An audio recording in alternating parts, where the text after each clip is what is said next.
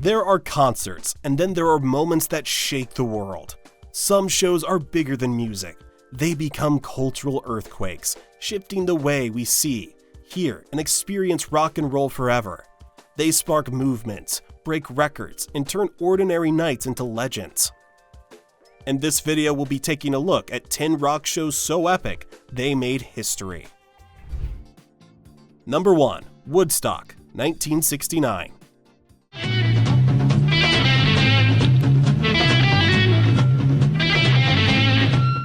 When a group of young entrepreneurs planned Woodstock, they expected maybe 50,000 people to show up. Instead, over 400,000 people descended upon Max Yasker's farm in Bethel, New York, transforming a simple music festival into the defining cultural moment of the 1960s. What followed was 3 days of mud, music, and mayhem, an event so massive, so unprecedented, that it rewrote the rules of live music forever. By the time Jimi Hendrix took the stage on Monday morning, the crowd had dwindled, exhausted and drenched from the chaos of the weekend. But for those who remained, what they witnessed was nothing short of legendary. Hendrix, dressed in a white fringe jacket, closed out the festival with a distorted, electrified rendition of the Star-Spangled Banner, a moment that captured the spirit of an entire generation. His guitar screamed and wailed, mimicking the sounds of bombs dropping, sirens wailing, and the raw, unfiltered chaos of the Vietnam War. It wasn't just a performance, it was a statement, a rebellion in the form of feedback and fury. But Hendrix wasn't the only act that defined Woodstock. Santana's set was a psychedelic explosion, with drummer Michael Shreve's extended solo and soul sacrifice leaving the audience in a trance. Just keep that going! The Who powered through an intense performance of Tommy, smashing instruments in a display of pure rock aggression.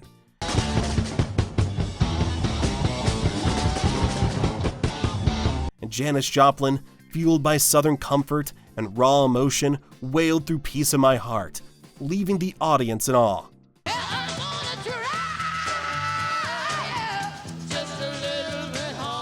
Yet Woodstock wasn't just about the music, it was about the moment. The sheer scale of the festival overwhelmed organizers. Food ran out, rain turned the fields into a swamp, and traffic jams stretched for miles. But somehow, through all the chaos, there was an unshakable sense of unity. Strangers shared food, volunteers set up medical tents, and an entire generation came together in the name of music, peace, and protest. Woodstock wasn't just a festival, it was a cultural earthquake, sending shockwaves through the music industry and solidifying rock as the voice of a generation. It proved that music had power, not just to entertain, but to unite, to challenge, to inspire. And though the festival would never be replicated on the same scale, its spirit still echoes in every major music event that followed. Number 2. Live Aid, 1985.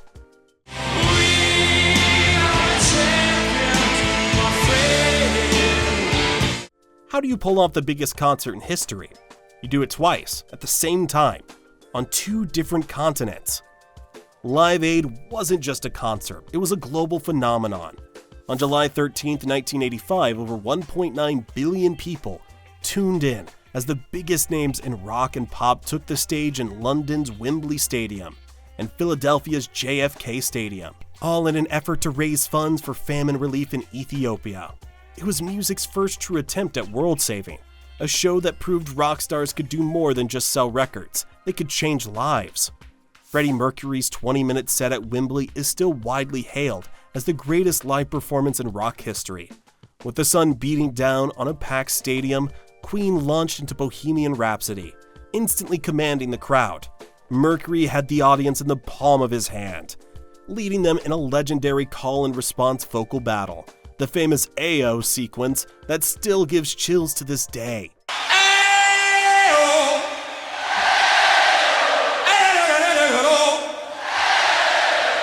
His energy was unmatched, strutting across this stage with the swagger of a rock god, pounding the piano with electrifying precision. But it wasn't just the showmanship. It was the perfect set list, perfectly executed. Radio Gaga turned Wembley into a sea of synchronized claps. We Will Rock You was a thunderous anthem of unity. We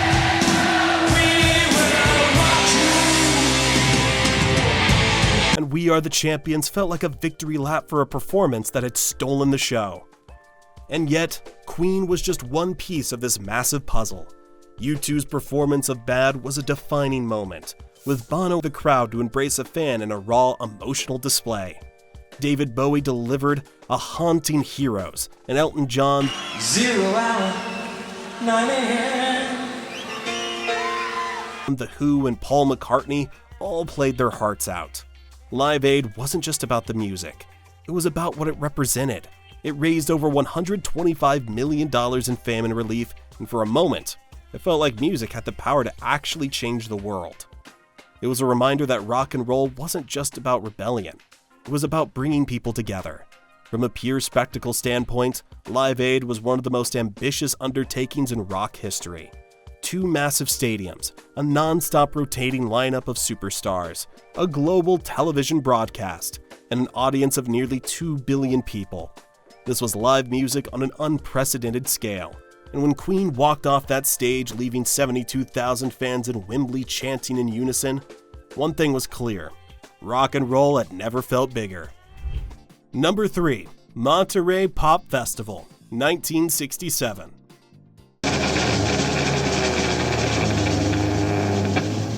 Before Woodstock, before the Summer of Love became a cultural myth, there was Monterey Pop Festival, the moment rock music shed its innocence and stepped into the psychedelic era. Held in California over 3 days in June 1967, Monterey wasn't just another music festival. It was a launchpad, a proving ground for future legends. It was where Janis Joplin, The Who, and Jimi Hendrix went from underground wonders to full-fledged rock icons. And it all happened under the glow of swirling colors, flower power, and a haze of liberation.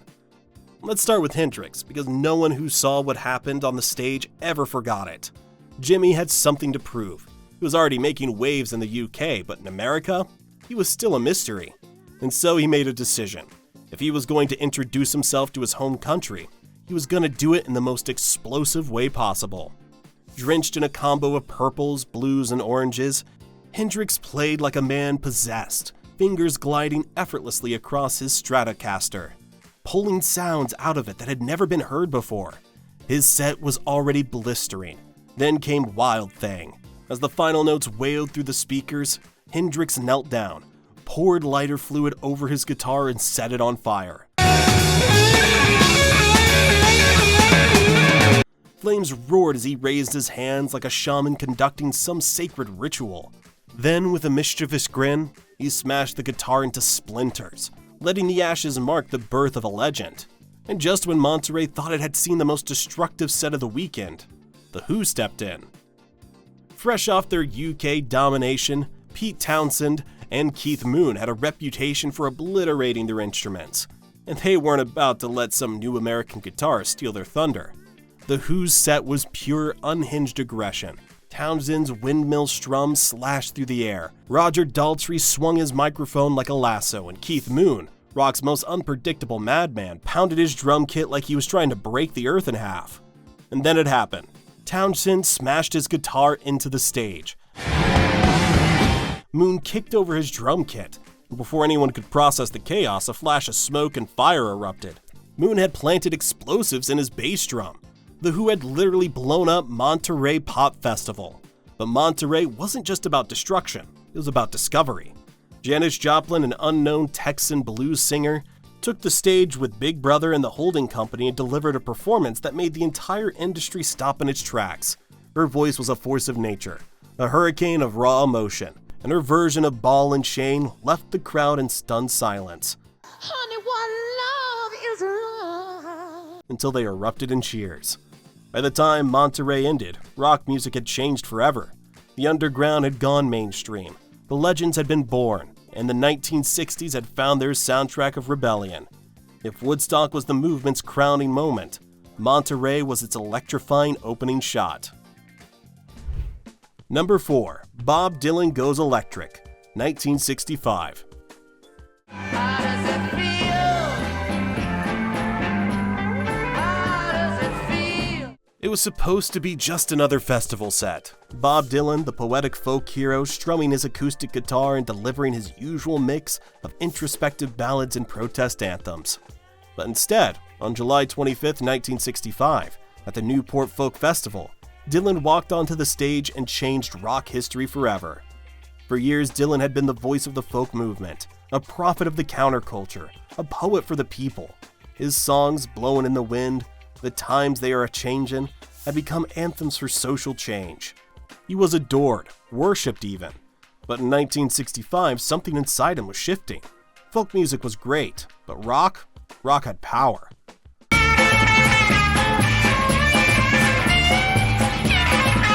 So when Dylan took the stage at Newport, he left his acoustic guitar in its case. He wasn't alone this time.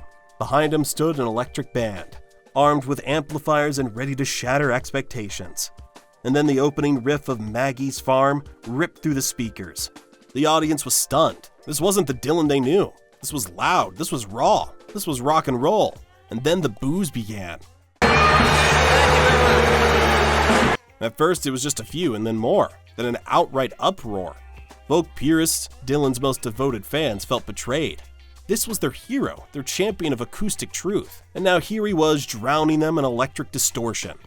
Legend has it that folk icon Pete Seeger was so furious that he tried to cut Dylan's power cables with an axe. Whether or not that's true, one thing's for certain. Dylan had shattered the unwritten rules of folk music. But he didn't stop. He launched into Like a Rolling Stone, arguably the greatest rock song ever written. Once upon a time, you dressed so fine, through the bumps of dime in your prime. The boos kept coming, but so did the cheers. Some in the crowd knew they were witnessing something revolutionary. And then, he was gone. After just 3 songs, Dylan stormed off stage. It was over. Chaos erupted backstage. Some called it a disaster. Others called it the birth of a new era. Minutes later, after frantic persuasion, Dylan returned, this time alone with an acoustic guitar. He played It's All Over Now, Baby Blue, a haunting poetic farewell to the folk world he was leaving behind. And just like that, everything changed. Dylan's electrified Newport performance was more than just a concert. It was a seismic shift in music history. It was the moment when rock and folk collided and fused. It was the birth of folk rock, the spark that led to the Byrds, Neil Young, and countless others. Some fans never forgave him. Others realized they had just witnessed the future. Either way, Dylan never looked back. Number 5. The Beatles at Shea Stadium, 1965.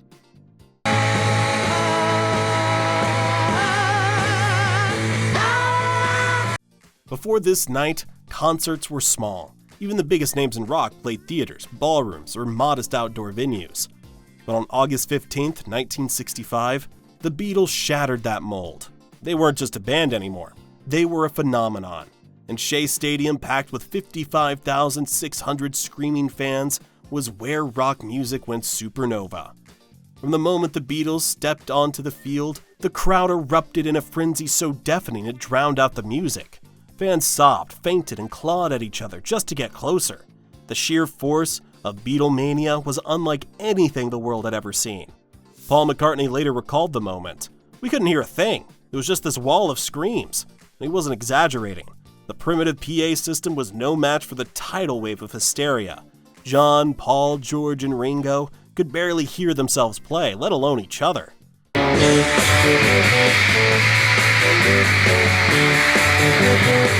But none of it mattered, because this night wasn't just about the music, it was about the moment. The setlist was short and sharp, 12 songs in just 30 minutes. They opened with Twist and Shout, a bold move considering it was usually their closer. From there, they ripped through hits like She's a Woman, Ticket to Ride, and Can't Buy Me Love, with Ringo hammering his drum kit like a soldier fighting against the noise of war. Security had no idea how to handle the madness. Fans broke through the barriers, rushed the fields, and had to be dragged away kicking and screaming. The Beatles themselves were rushed off in an armored truck the moment the set ended, a chaotic escape befitting rock's first true superstars. Shea Stadium was more than just a concert. It proved that rock music could be bigger than anyone had imagined. The days of playing tiny clubs were over. This was the dawn of stadium rock. And yet, the Beatles would never play a proper stadium tour again. By 1966, The madness had become too much. The screaming, the chaos, the inability to hear their own instruments. It drained them. The Beatles retreated to the studio, crafting their most legendary albums away from the screaming masses. But for one night in New York, rock music became larger than life, and it would never be the same again. Number 6. Led Zeppelin at Madison Square Garden, 1973.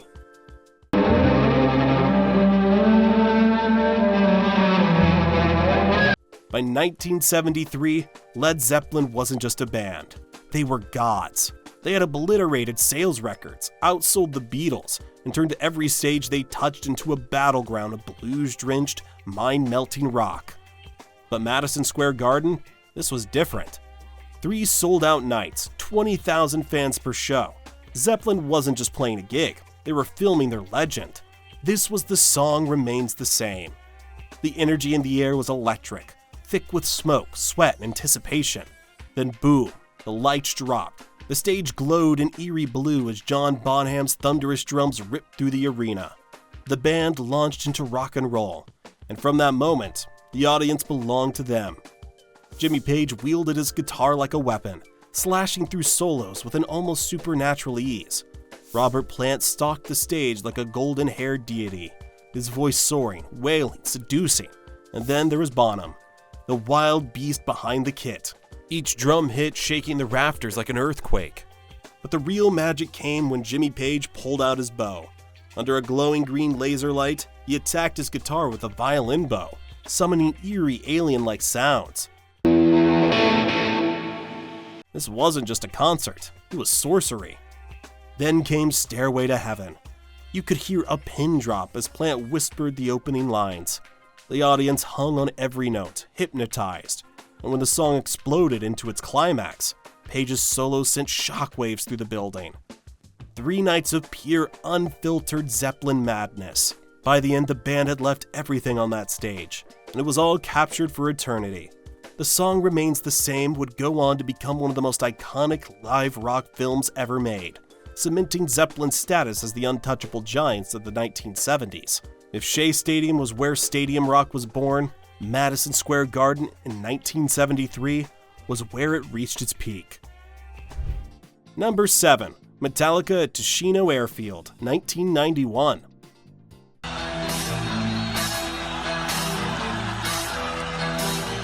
On September 28, 1991, in post-Soviet Moscow, heavy metal became a force of revolution. Metallica took the stage at Tushino Airfield for the Monsters of Rock Festival, and in front of them stood something no band had ever witnessed before: 1.6 million fans, the largest single-show crowd in rock history. This wasn't just a concert, it was a monumentous shift in culture, music, and power. Just months earlier, the Soviet Union had begun to crumble. The Cold War was ending. For decades, Western rock had been illegal, smuggled in on bootleg cassette tapes, shared in secret. Now Metallica wasn't just blasting through those speakers, they were blasting through generations of oppression. And it was absolute chaos. The moment Metallica tore into Enter Sandman, the entire airfield erupted. Soldiers once tasked with controlling the crowd threw down their weapons and started headbanging alongside the fans.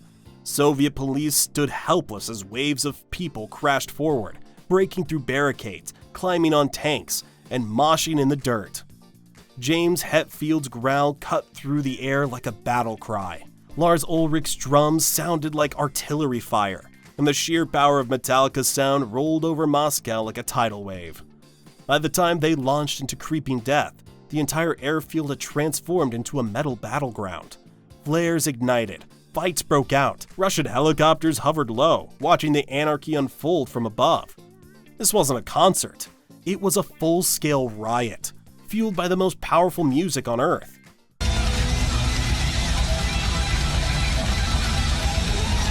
When the dust settled, a new era had begun. Metallica had just played the biggest concert in rock history. Not in Los Angeles, not in London, but in the heart of Moscow. This was more than music, it was rebellion, freedom, and a revolution wrapped in distortion.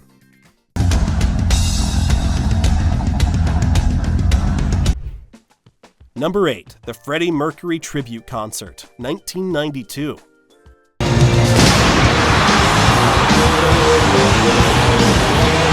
The world had lost one of its greatest voices, and on April 20th, 1992 at Wembley Stadium, rock royalty gathered to say goodbye to Freddie Mercury. This wasn't just a tribute concert, it was a monumental farewell, a celebration of one of the most electrifying frontmen to ever grace a stage. With over 72,000 fans in the stadium and a worldwide TV audience of 1 billion, this was the ultimate rock send-off.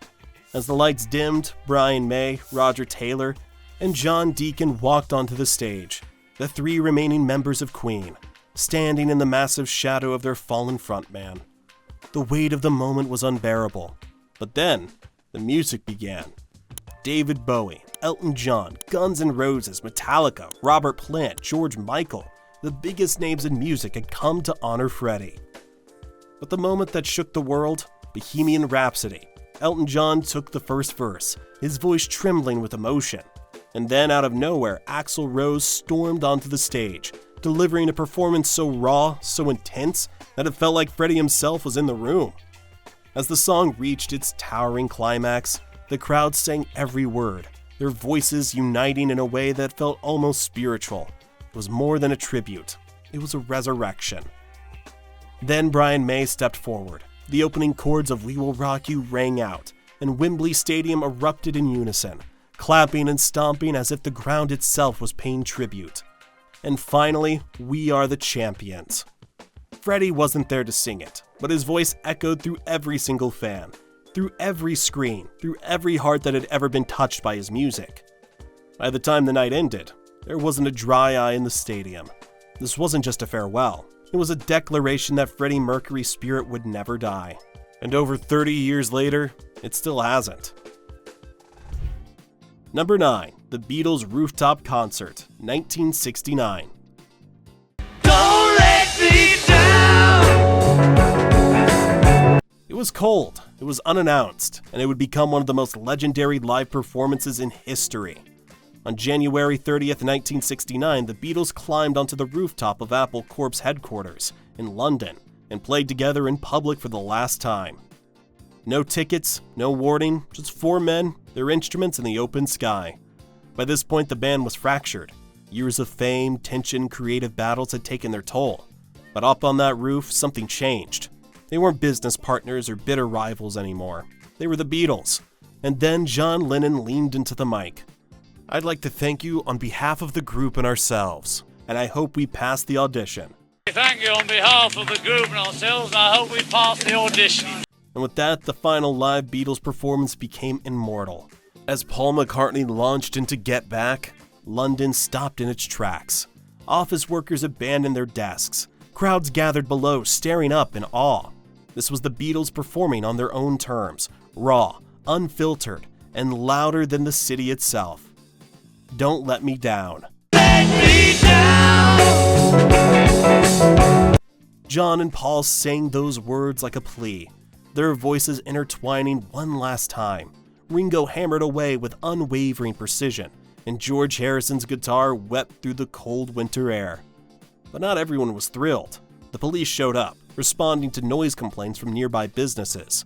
And one of the most ironic moments in rock history, the Beatles, once the poster boys of British pop, were now being shut down by their own city. As the officers reached the rooftop, the band played on, refusing to let the moment die. But eventually, it had to end. One last song, one last note, one last goodbye. And just like that, it was over. The Beatles never played live together again, but the rooftop concert became a symbol of defiance, creativity, and the unbreakable magic of rock and roll. A band that changed the world had just taken its final bow, and the world was left wanting more. Number 10. Us Festival, 1982 to 1983. In 1982, Apple co-founder Steve Wozniak had a vision, a rock festival that would merge music and technology, shaping the future of entertainment. The result? The Us Festival, a 3-day spectacle that pushed concerts to the extreme. Set in San Bernardino, California, the first Us Festival drew 425,000 fans. But that was just the beginning. The real chaos came in 1983. This time Wozniak upped the stakes. Bigger stages, bigger crowds, bigger bands. Van Halen, Judas Priest, Scorpions, Motley Crue, Ozzy Osbourne. One day, one lineup, one of the wildest, loudest, most over-the-top concerts in history. Van Halen alone was paid $1.5 million, the highest single performance fee at the time. But the band was a mess. David Lee Roth stumbled on stage so drunk he could barely stand. He slurred his words, forgot lyrics, and yet somehow it only made the crowd love them more. Meanwhile, Motley Crue was still on their way to superstardom, but after that set, they were unstoppable, and Ozzy, pure insanity. He prowled the stage like a madman, his voice raw, his presence commanding thousands of headbangers like a metal messiah. By the end of the festival, Wozniak had lost a staggering $20 million, but the impact, priceless. The US Festival paved the way for future mega festivals like Coachella and Lollapalooza. It proved that music and technology could collide on a massive scale.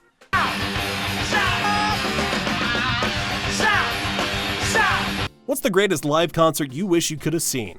Drop your answer in the comments section down below. Hit that like button and subscribe for more videos just like this. Thanks for watching, and we'll see you in another one soon.